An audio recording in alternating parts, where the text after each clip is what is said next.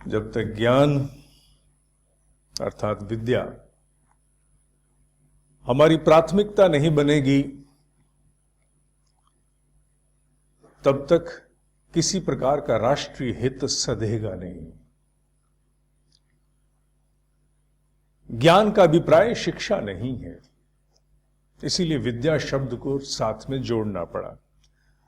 सामान्यतः ज्ञान, विद्या और शिक्षा दोनों के लिए प्रयोग किया जाता है। भेद उत्पन्न करने की दृष्टि से ही विद्या को शब्द रूप में प्रयोग किया गया। इसका निकटवर्ती शब्द अंग्रेजी में तो उपलब्ध नहीं है, इसीलिए प्रयोग करते हुए हम विजडम को साथ लाते हैं। There is a difference between education and wisdom. हालांकि पूरा न्याय तो नहीं होता, लेकिन जब शब्द किसी भाषा में अपर्याप्त हो तो फिर निकटवर्ती शब्दों का सहारा लिया जाता है।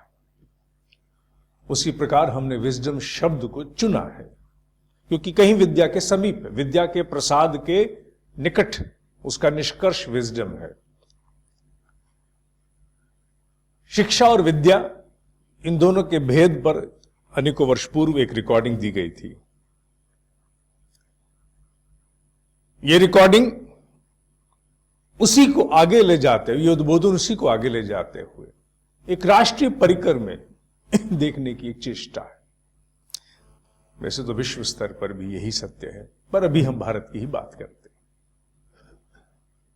मनुष्य का अगर मूल्यांकन केवल सूचनाओं, उपलब्ध प्रचलनों के आधार पर होगा, the scale to measure the value and success, मनुष्य दो चीजों का मूल्यांकन बड़ी जल्दी करता है। सफलता कितनी प्राप्त हुई, इसका मूल्य कितना है, दो चीजों पर बड़ी जल्दी उतरता है, सक्सेस एंड वैल्यू।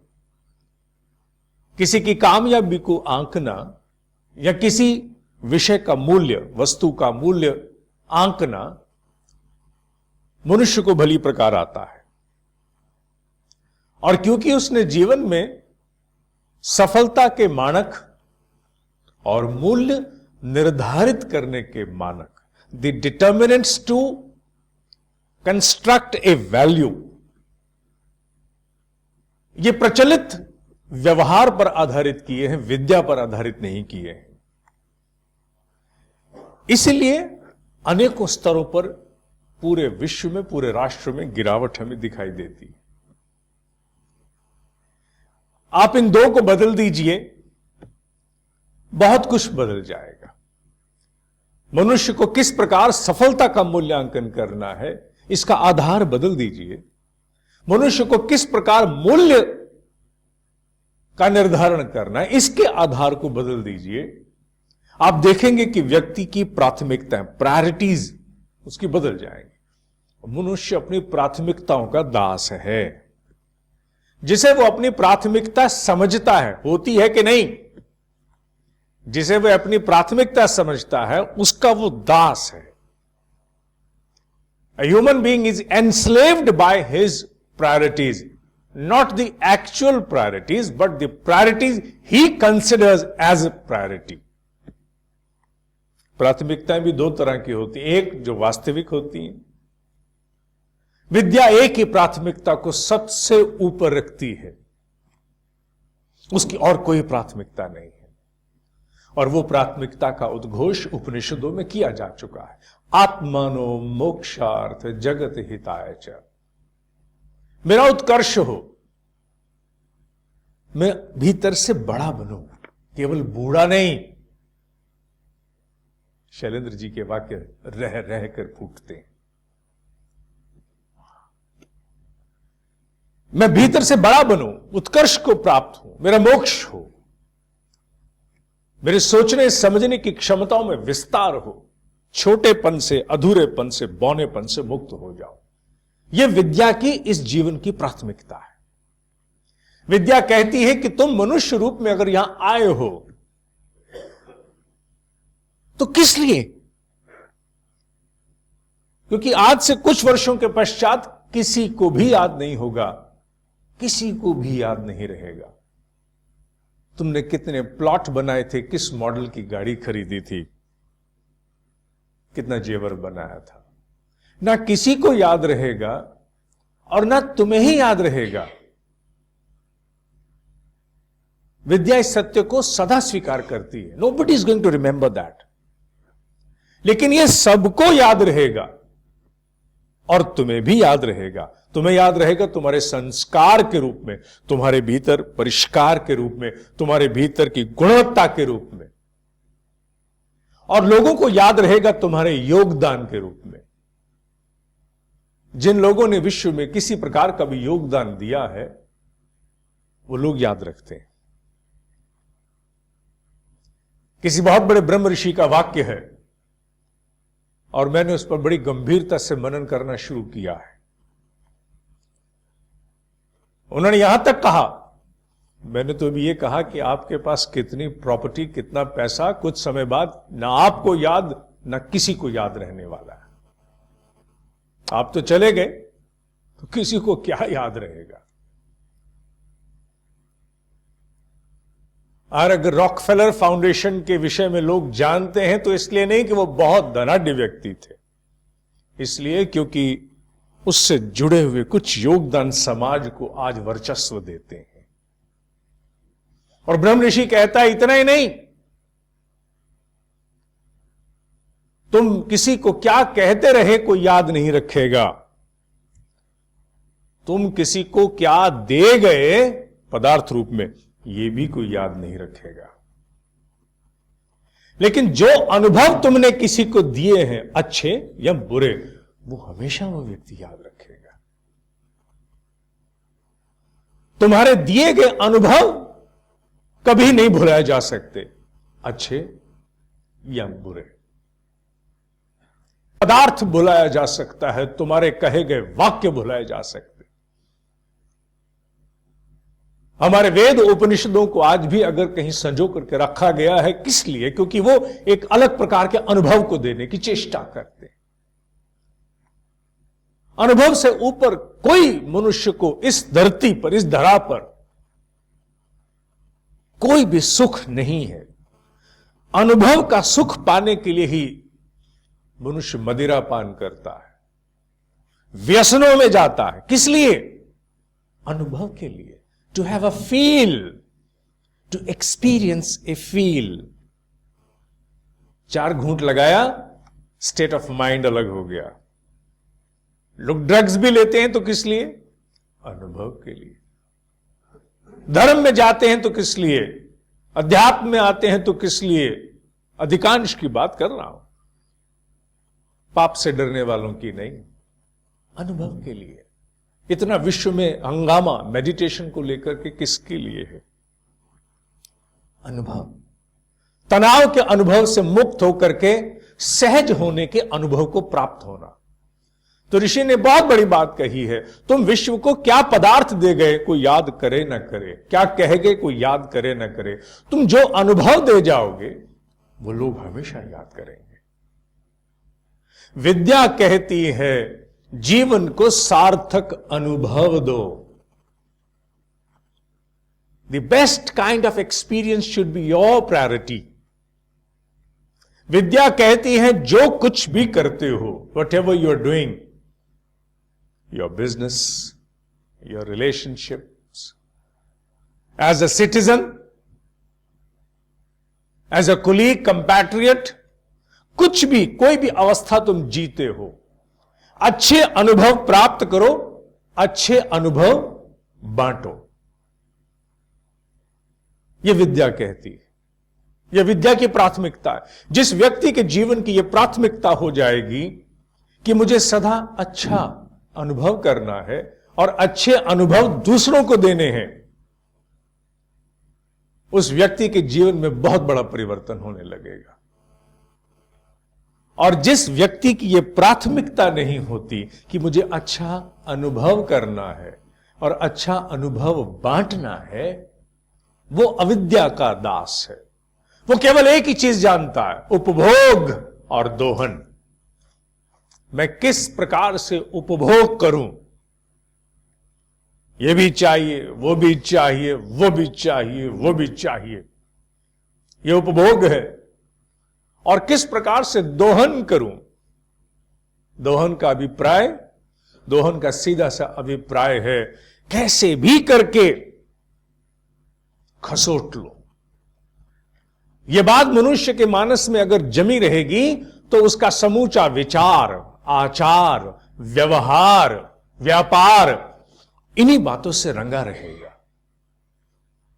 आप कितनी भी सुंदर सड़कें बना लीजिए, कितने भी सुंदर नए शहर बना लीजिए, कितनी भी सुंदर नई योजनाएं बना लीजिए, अगर आपकी प्राथमिकता विद्या नहीं है, अविद्या है। हालांकि अविद्या के अनेकों भाव हमारे यहां ग्रंथों में लिए गए हैं। अविद्या का अर्थ केवल इग्नोरेंस ही नहीं होता, और भी होता है। यहां इग्नोरेंस है। इग्नोरेंस माने जो होना चाहिए वो नहीं मैं कर रहा, तो इग्नोरेंस ही कहा जाएगा। क्योंकि राष्ट्र ऐसे स्थान पर खड़ा है जहां से नई नई योजनाएं, नई नई नीतियां, नए नए परिवर्तन सामने आने वाले हैं। बहुत सारे कड़वे परिणाम भी सामने आएंगे, कड़वे निर्णय भी सामने आएंगे, आने चाहिए। और अगर विद्या की दृष्टि से हम पूरित नहीं होंगे, अविद्या पर आधारित होकर योजनाएं बनाएंगे, अविद्या पर आधारित होकर के अपने व्यापार के नियम तय करेंगे, अपना व्यवहार तय करेंगे, तो क्या होगा? मनुष्य में बहुत बड़े बौनेपन का अवतरण होगा। बड़ी हैरानगी की बात है, काश बौनापन, मेरा बौनापन मुझ तक सीमित रहता तो कोई नुकसान नहीं था। अगर मेरा बौनापन मुझ तक सीमित है तो इट डज नॉट मैटर, किसी से क्या फर्क पड़ता है। मैं भीतर नीच हूं, मेरी प्राथमिकताएं बौनी हैं, मैं अंदर से अच्छे विचार नहीं रखता हूं। अगर ये मुझ तक सीमित है, कोई फर्क नहीं पड़ता। आजकल नए बुखार के कारण लोगों को अलग कर दिया जाता है, उनको बिल्कुल सेक्लूजन में डाल देते हैं। उसी प्रकार अगर मेरे बौने रूप से विचार करने से, मेरी अविद्या के कारण, अगर किसी को कोई लेना देना नहीं है तो okay, no problem, I am secluded. लेकिन ऋषियों ने कुछ कहा जिसकी पुष्टि ज्ञान कर चुका है, विज्ञान कर चुका है।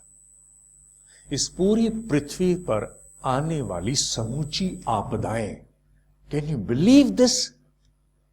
नाउ टू एन एक्सटेंट, पूरी तरह से नहीं, एक सीमा तक अब विज्ञान ने इसे मान लिया है। इस पूरी पृथ्वी पर आने वाली समूची आपदाएं, जिनमें सुनामी, भूकंप, ज्वालामुखी, अनेकों प्रकार की अनियमितताएं जो प्रकृति में उत्पन्न होती हैं, वो केवल इस प्रदूषण का परिणाम नहीं है जिसे हम धुएं का, कार्बन इत्यादि का एमिशन कहते हैं। कार्बन के एमिशन से आने वाले दुष्परिणाम थोड़े हैं, वैसे तो बहुत गहरे हैं, गंभीर हैं, मैं मानता हूं, लेकिन वो दुष्परिणाम जो वैचारिक प्रदूषण से इस पूरी पृथ्वी पर आते रहे हैं समय समय पर, वो बहुत बहुत बड़े हैं। हमारी सामूहिक बौनी सोच हमारी पूरी संतति को, इस पूरे प्लैनेट को खतरे में डाल सकती है। यह बात ऋषियों ने कभी कही थी। Nobody will ever imagine, if I don't think good, if I think bad, and we all start thinking bad the same way, तो हो सकता है कि हम सबकी बुरी सोच से भूकंप आ जाए, सुनामी आ जाए, बहुत कुछ प्रकृति में खंड खंड हो जाए। प्रकृति बेचारी अज्ञ है, इग्नोरेंट है, प्रोग्राम्ड है। उसे छेड़ने के दो तरीके हैं। उसके पदार्थ की संरचना में छेड़छाड़ कर दो, इन द मैटर, और सूक्ष्म में वैचारिक स्तर पर छेड़छाड़ कर दो, प्रकृति बेचारी बौखला जाती है। और अब यह विज्ञान के द्वारा भी 9/11 के पश्चात जो कुछ अमेरिकन रिसर्च ने घोषित किया, स्थापित किया, जिसकी चर्चा मैं पूर्व भी अपने किसी न किसी उद्बोधन में उल्लेख कर चुका हूं। After 9/11 the research conducted about the magnetic radiation that emanates, जो चुंबकीय किरणें पृथ्वी से बाहर छूटती हैं, उस पर एक गहरा अनुभव पृथ्वी पर पहली बार हुआ। एक हफ्ते तक कुछ अलग अनुभव ऊपर आकाश में किए गए थे, जिसकी विवेचना वैज्ञानिकों को करने में 1 साल लग गया था। यह हुआ क्यों है, व्हाई इट इज हैपेंड। जो कुछ भी इस पूरी पृथ्वी पर सामूहिक स्तर पर सोचा जाता है, वो समूचे रूप से इस पूरी पृथ्वी को अपना योगदान देता है। अच्छा अच्छा, बुरा बुरा। विद्या कहती है कि जब तक सोच विद्या से पूरित नहीं होगी, जीवन की प्राथमिकता आत्मानुमोक्षार्थ नहीं होगी। बिजनेस करते समय भी profit with purpose, the purpose is only profit नहीं, प्रॉफिट इज मैंडेटरी, प्रॉफिट चाहिए, कौन मना करता है, but profit with purpose, not that the purpose is to make profit. जहां ये सिद्धांत बदल जाते हैं, वहां ना केवल चीजें हाथ से दूर होने लगती हैं, बल्कि साथ साथ मनुष्य बहुत सारे कर्म संचय को जोड़ता जाता है। यह बात केवल एक व्यक्ति तक सीमित नहीं है, मैं इसे राष्ट्रीय परिकर में बोल रहा हूं। भारत जिस नए परिवेश में जा रहा है, राजनीति की अंगड़ाई को देख करके बाकी लोग, गीता कहती है ना, जैसा जैसा विद्वान जन करते हैं, नेतृत्व करता है, वैसा वैसा अनुसरण नीचे होना आरंभ हो जाता है। अगर योजनाएं और नीतियां केवल तुष्टीकरण की होंगी, हित साधन की नहीं होंगी, तो वो बाहर से कितने भी अलंकार लिए हुए क्यों ना हो, उनसे किसी का कोई हित नहीं सधने वाला। क्योंकि विद्या वैचारिक पतन को दूर करती है, अविद्या केवल पीड़ा तक सीमित है। अविद्या इससे आगे नहीं जा सकती। अविद्या हमारे यहां इंफॉर्मेशन को, टेक्नोलॉजी को भी कहा जाता है। केवल इग्नोरेंसी नहीं है, मैंने पहले ही कह दिया कि अविद्या शब्द के कई भाव निकाले जाते हैं। अगर अविद्या पर आधारित होकर के मनुष्य आगे बढ़ना चाहे तो पीड़ा निवारण के अनेकों कैंप लगा सकता है, अनेकों प्रकार के ब्लड डोनेशन कैंप लगाए जा सकते हैं, अनेकों प्रकार के सॉप्स बांटे जा सकते हैं, सब्सिडी दी जा सकती है, दान के अनेकों प्रकल्प खोले जा सकते हैं, लेकिन इससे कभी भी कल्याण नहीं होगा। वो और ज्यादा समस्याएं बड़े परिकर में आएंगी। इसका अर्थ यह नहीं है कि इसे रोक दिया जाए, इसका अर्थ यह है, यह करते हुए दूसरी महती दृष्टि को भी खोलना चाहिए, जो पतन निवारण से जुड़ी है। नीतियों के निर्माण के लिए बहुत कुछ हो रहा है, शिक्षा के प्रसार के लिए बहुत कुछ हो रहा है, लेकिन मनुष्य के निर्माण के विषय में क्या सोचा जा रहा है, मनुष्य की सोच के विषय में क्या सोचा जा रहा है। अभी हाल ही में आईआईसी में जो कार्मिक प्रिंसिपल्स फॉर प्रोफेशनल्स का कार्यक्रम किया, उसमें बड़े वरिष्ठ लोग थे, भागीदार तो थोड़े थे, लेकिन बहुत सीनियर लोग इस बार, मैटर ऑफ चांस है, बहुत सीनियर लोग आ गए। अधिकांश को आशा थी कि कोई धर्म ग्रंथ पढ़ाया जाने वाला है,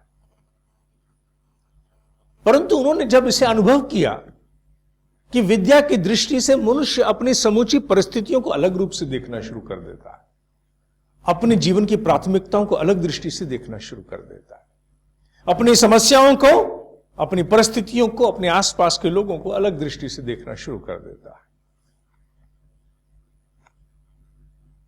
नीतिगत रूप से सब कुछ करता है, जनक की भांति सब करता। जनक यहां दंड का प्रावधान भी था, जनक के यहां टैक्सेशन भी थी, जनक के यहां लग्जरी भी थी, जनक के यहां तपस्या भी थी, जनक के यहां ज्ञानार्जन भी था, जनक के यहां किसी चीज की कमी नहीं थी। लेकिन तप और ज्ञान साथ में थे और वो प्राथमिकता थी। जनक की सभाएं अगर सुशोभित होती थी, not for the subsidy he was distributing, the shops he was distributing. सुख के प्रोमिसेस नहीं थे। जनक की सभाओं से विद्या का प्रकाश फूटता था। एक दिन में मनुष्य की सोच नहीं बदली जा सकती, उसे बदलने के लिए लगातार प्रयास करने पड़ते हैं। मनुष्य की सोच का निर्माण ना तो एक दिन में हुआ है और ना ही उसका परिशोधन एक दिन में, एक जीवन में होने वाला है। We must accept it. एक बड़े लंबे अतीत से हम बन करके आए हैं और एक निकटवर्ती भविष्य तक हमें संशोधित होते रहना होगा। लेकिन संशोधन की प्रक्रिया नित्य प्रति चलनी चाहिए। जो लोग ये सोचते हैं कि इतना सुनते हैं, इतना पढ़ते हैं, इतना करते हैं, फिर भी कुछ चेंज नहीं होता, उन्हें मान लेना चाहिए। जब कहीं भी कोई जमी हुई मैल हटाने की चेष्टा करो तो केवल एक बार स्क्रब करने से वो मैल नहीं जाती है, आपको बार बार बार बार स्क्रब करना पड़ता है। तब आप देखते हो कि थोड़ी देर बाद कुछ चिकनाई के धब्बे हटे, फिर धीरे धीरे चिकनाई और हटी और फिर धीरे धीरे सारी हट गई। अगर पदार्थ में इतनी मेहनत लगती है तो मान्यवर, जो आपके भीतर का सॉफ्ट मैटर है, जिसे जन्मों से आपने अर्जित किया, उस पर रगड़ाई करते हुए समय लगेगा। वृथा इस सृष्टि में कुछ नहीं जाता है। यह विषय बहुत महत्वपूर्ण है, क्योंकि मनुष्य निर्माण भारत की प्राथमिकता आज नहीं है। ज्ञान हमारी प्राथमिकता नहीं है।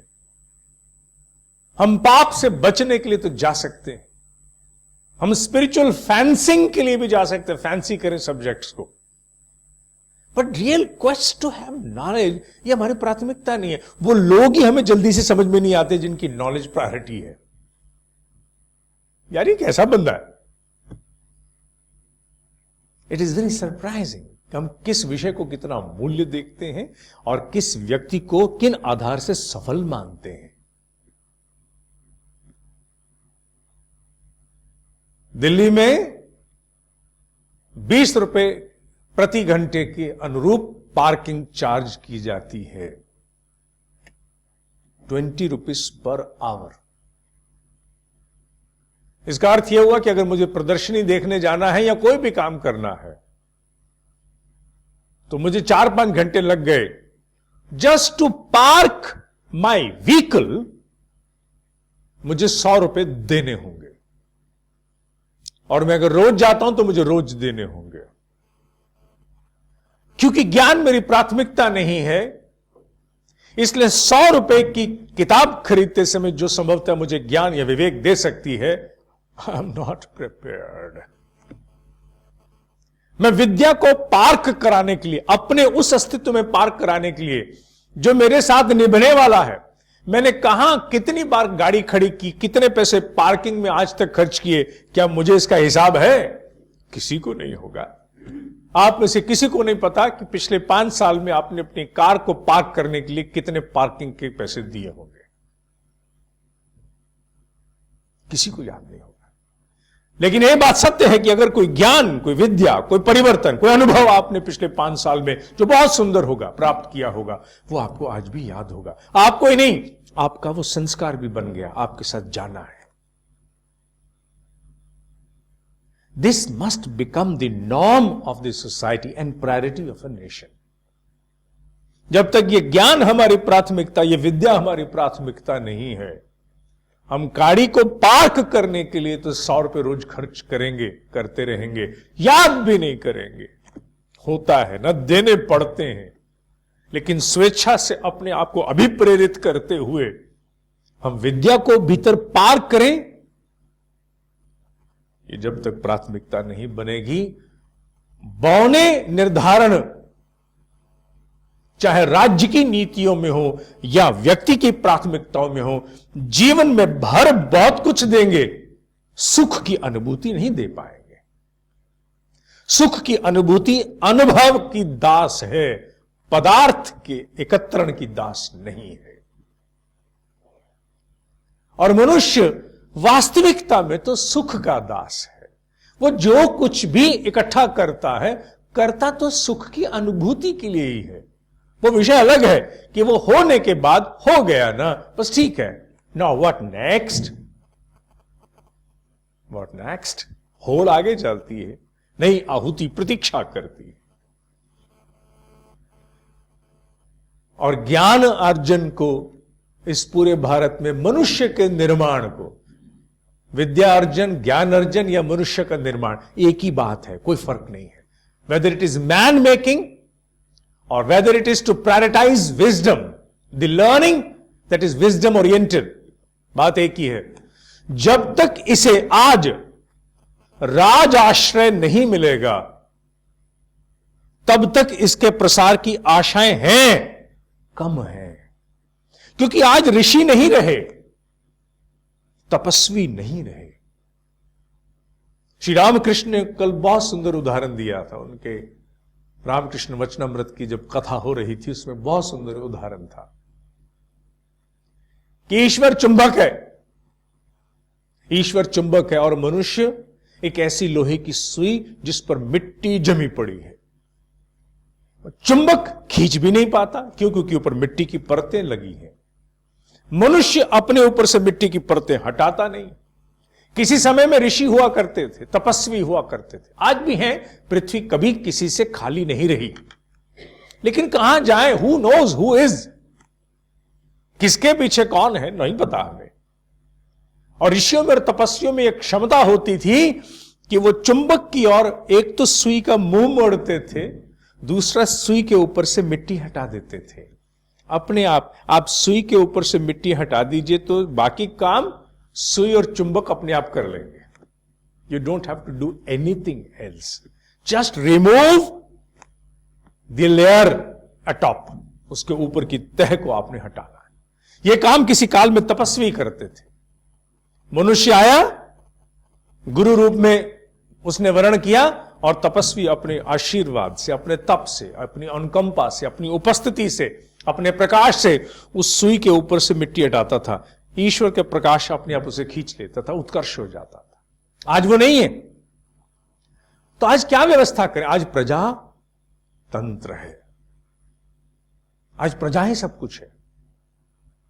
और सदैव प्रजा तंत्र में जो कोई भी शक्ति का स्रोत रहा है, उसे ऋषियों ने, राज ऋषियों ने मार्गदर्शन दिया है। आज की इस प्रजातंत्र में विद्या को राज आश्रय मिलना आवश्यक है। और राज आश्रय का अर्थ यह नहीं होता कि सब्सिडी, राज आश्रय का अर्थ यह नहीं होता subsidy. To prioritize it, to at least prioritize it, ना केवल सरकारी तंत्र और उपक्रमों में विद्या के अनेकों प्रकार के प्रशिक्षण कार्यक्रमों को प्राथमिकता दी जाए। धर्म नहीं, धर्म बहुत बौना बना दिया हम लोगों ने। था तो बड़ा ऊंचा शब्द, स्वभाव को ही धर्म कहा जाता था, स्वभाव, लेकिन बौना बना दिया। जो धर्म की बात करता है आजकल वो फेनेटिक कहलाता है, सेक्युलर नहीं है।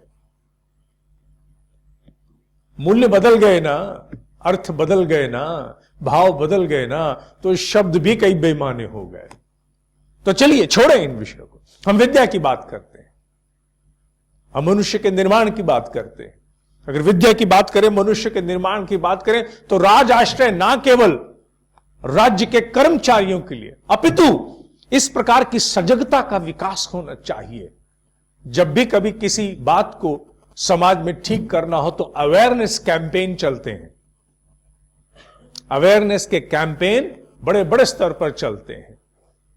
अवेयरनेस के कैंपेन ना केवल रोग प्रतिरोधक प्रकृति के होते हैं, बल्कि कई बार तो भय भी बड़ा खड़ा कर देते हैं। हमें इसी प्रकार के राज आश्रय से आशा है, क्योंकि ये वाणी यहां तक सीमित नहीं रहेगी।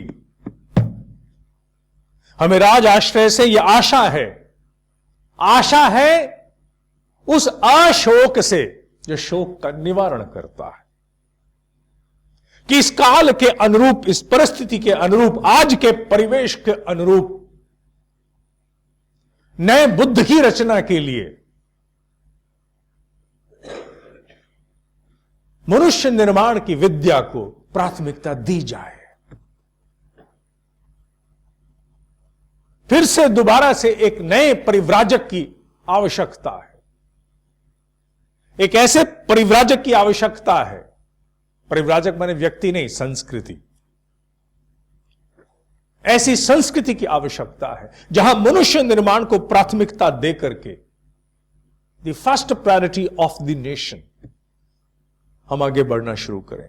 आज शुरू करेंगे अनेकों कार्यक्रमों के माध्यम से, अनेकों अवेयरनेस कैंपेन के माध्यम से। बहुत से लोग खड़े होंगे, सोए लोग जाग जाएंगे, जिन्हें अवसर नहीं प्राप्त हुआ उन्हें अवसर मिलेगा।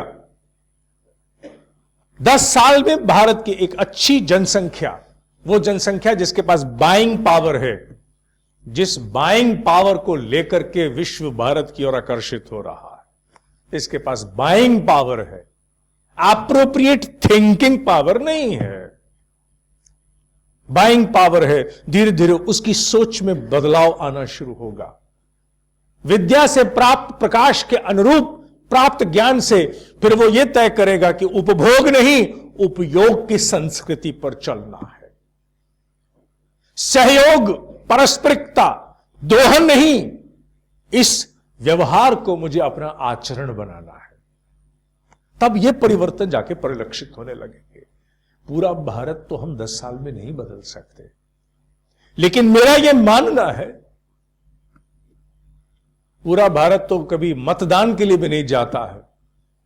मतदान भी 40 से 50% तक कहीं कहीं सुनने को आता है, 60%, अन्यथा तो 50% भी कटा बटा होता है, अनेकों पार्टियों में बट जाता है। तो पूरा भारत तो विद्या से 10 साल में संस्कारित नहीं होने वाला। लेकिन यह बात सत्य है कि जो बदलता हुआ परिवेश है, बदलता हुआ काल है, बदलता हुआ युग है, इसमें हो नहीं सकता कि 10 साल में हम भारत की 15-20% जनसंख्या को छूकर प्रभावित ना कर पाए। और 10 साल में अगर हम 15% जनसंख्या को छूकर प्रभावित कर पाए, उनके सोचने, समझने, चिंतन मनन करने की शैली में कुछ परिवर्तन भी ला पाए, तो मान लीजिएगा कि आने वाले भविष्य के लिए जो निर्धारण होंगे, जो व्यापारिक प्रचलन होंगे, जो मनुष्य के मूल्य आधारित करने के घटक होंगे, जो सफलता का मूल्यांकन करने के आधार होंगे, वो निश्चित रूप से आद्योपांत परिवर्तित होने लगेंगे। जो 10 साल में हम कर पाएंगे, उसे पूरे परिकर में लाने के लिए हो सकता है 50 साल और लग जाए। अन्यथा एकांगी प्रगति करते हुए भी हम कहीं नहीं पहुंच पाएंगे। सुंदर सड़कें बनेंगी, सुंदर कॉलोनीज बनेंगी, सब कुछ सुंदर बनता जाएगा, लेकिन सब बिगड़ता जाएगा। क्यों? क्योंकि व्यवस्था बुद्धि विकसित नहीं हुई, वह विद्या पर आधारित नहीं है। क्यों? क्योंकि प्राथमिकता हमारी कभी भी विद्या नहीं हुई। जनसंख्या का फिर से विस्फोट होगा। पॉकेट्स, आइलैंड्स ऑफ प्रॉस्पेरिटी या आइलैंड्स ऑफ अपॉर्चुनिटी क्रिएट होंगे, लोग फिर उधर उमड़ पड़ेंगे, बिखराव बना रहेगा, संतुलन नहीं होगा। और संतुलन विहीन किसी भी प्रकार के आप आइलैंड्स ऑफ प्रॉस्पेरिटी खड़े कर दीजिए, कभी भी सुख और शांति प्राप्त नहीं हो सकती। भारत को अब एक ऐसे राज आश्रय की आवश्यकता है। वो इसलिए क्योंकि राज आश्रय का तात्पर्य आज कोई व्यक्ति नहीं है, हम सबकी सामूहिक सोच का प्रतिनिधित्व है। व्हाट इज प्रजातंत्र? The contribution of our thoughts, the representation of our thoughts, हम सबके विचारों का प्रतिनिधित्व। इसलिए संसद को सर्वोच्च देवालय मानना चाहिए।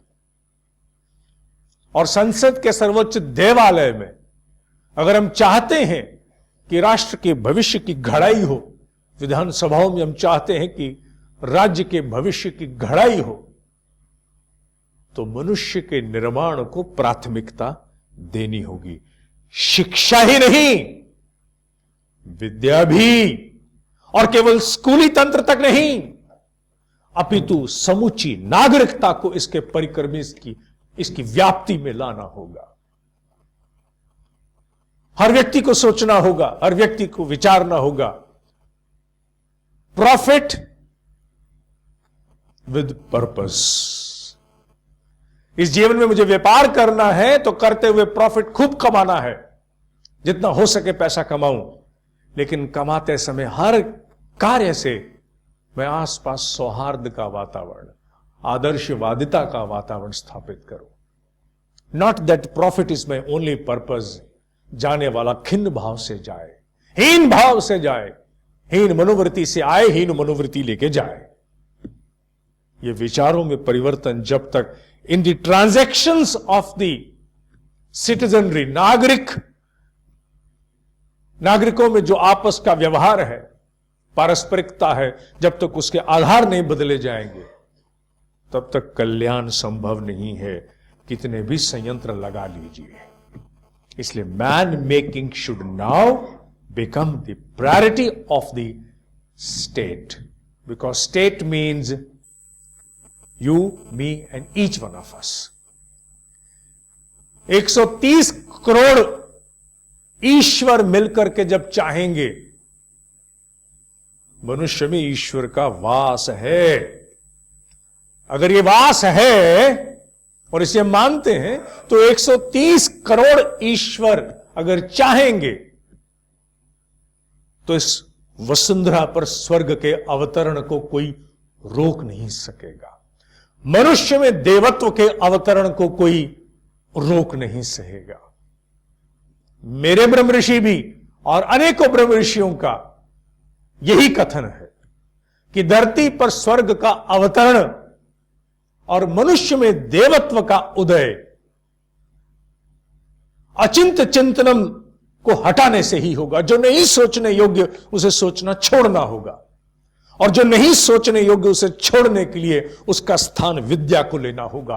खेत में खरपतवार हटाने से काम नहीं बनता, फिर नहीं आ जाती है, इसलिए खरपतवार हटा करके नए सार्थक बीज बोने पड़ते हैं। तो अगर अचिंत्य चिंतनम को हटाना है तो हमें कहीं ना कहीं सार्थक बीज, विद्या के प्रकाश के बीज बोने होंगे। और बड़े परिकर में, बड़े स्तर पर, बड़े बजट पर, बड़ी कैनवस पर यह राज आश्रय से संभव है। Unless Vidya, that is the knowledge, that is the wisdom, becomes a priority, national interest shall not further. Om Shanti, Shanti, Shanti. Om.